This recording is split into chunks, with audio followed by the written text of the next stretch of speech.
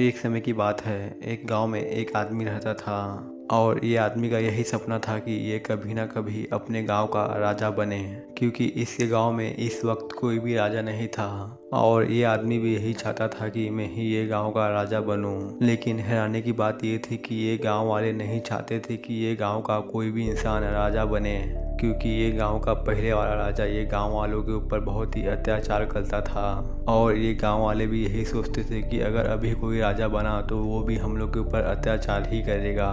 तो ये सब देखने और सुनने के बाद ये आदमी ये गांव वालों को फ्री में अनाज बांटने लगा। और ऐसा ही करते करते ये आदमी ये गांव वालों की बहुत ही मदद करने लगा।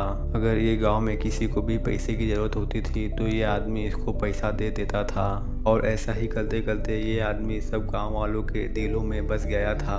और ये गांव में कहीं पे भी झगड़ा होता था तो ये आदमी ये सब झगड़े को सुलझा देता था।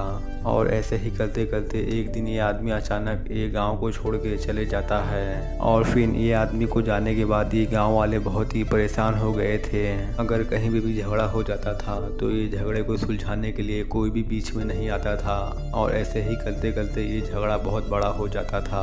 और फिर 5-6 महीने के बाद ये आदमी वापस से गांव में आ जाता है। और ये आदमी कैसे ही गांव में आता है तो सब गांव वाले मिलके ये आदमी को ये गांव का राजा बना देते हैं। तो दोस्तों, ये कहानी से हमको भी यही सीखने को मिलता है। अगर आपको किसी के भी बीच में अपनी इज्जत बनानी है तो सबसे पहले आपको ये इंसान को अपने ऊपर भरोसा दिलाना ही पड़ेगा। और भरोसा दिलाने के लिए आपको ये इंसान से प्यार से बात और इसकी मदद करनी पड़ेगी। और ऐसा करते करते धीरे धीरे सामने वालों को भी आपके ऊपर भरोसा होना शुरू हो जाएगा।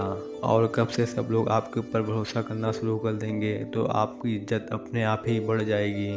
तो मेरा कहने का मतलब यही है कि इज्जत देने से ही इज्जत मिलती है।